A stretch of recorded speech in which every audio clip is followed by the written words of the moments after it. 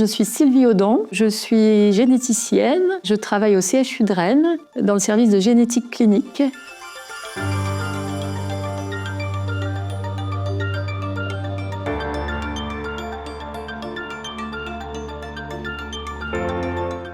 Moi, je suis ce qu'on appelle PUPH, c'est-à-dire professeur d'université, praticien hospitalier. Donc, j'ai plusieurs métiers dans une même journée.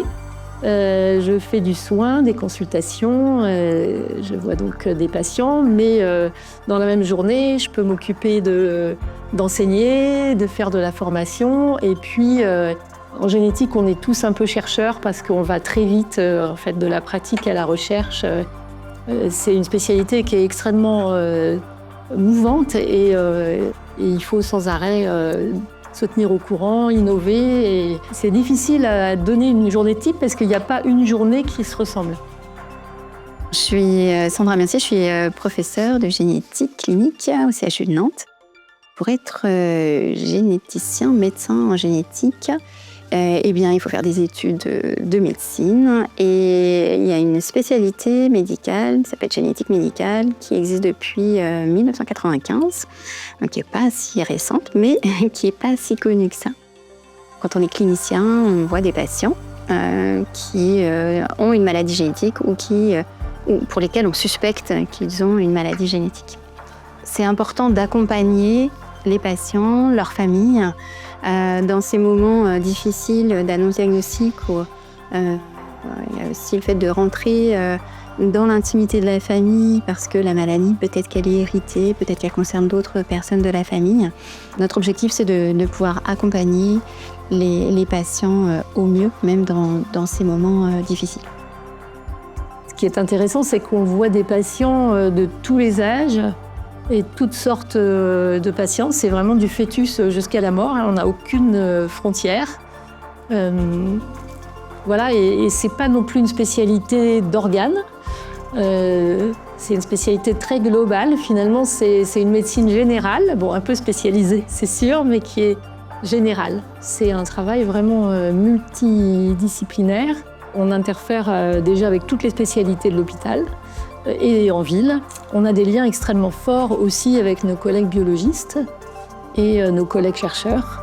Et c'est ça qui est passionnant en génétique, c'est qu'en fait, on travaille vraiment avec tout le monde et tout le temps. C'est une spécialité qui est nationale et internationale. Et d'ailleurs, s'il y a bien une spécialité où on travaille au national et à l'international, c'est celle-ci, puisque on est très souvent dans le domaine des maladies rares. Et donc, pour avancer, il faut partager les données, partager les connaissances. On assiste vraiment à une révolution technologique.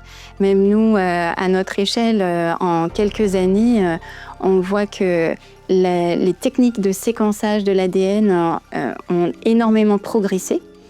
Donc ça va plus vite, on voit plus de choses. Cette évolution, moi, je la trouve très positive pour nos patients. Pour certains qui sont en impasse diagnostique depuis des années.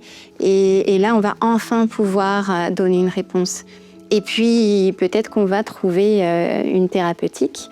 On va peut-être pouvoir essayer de nouveaux traitements.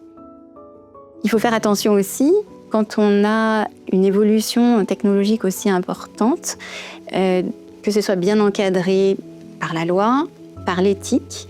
Et nous, en tant que généticiens, on est très sensibilisés à cette question.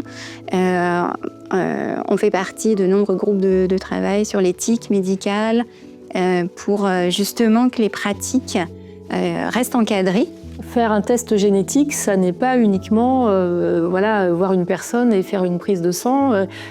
Ça doit être accompagné, il doit y avoir un consentement, il doit y avoir une utilité clinique. Et puis bien sûr, certains, en pensant génétique, vont penser eugénisme, alors qu'on est vraiment dans une médecine de soins très encadrée par les lois de bioéthique qui sont d'ailleurs sans cesse renouvelées en fonction des innovations. Et tout ça, on doit l'avoir en tête tous les jours.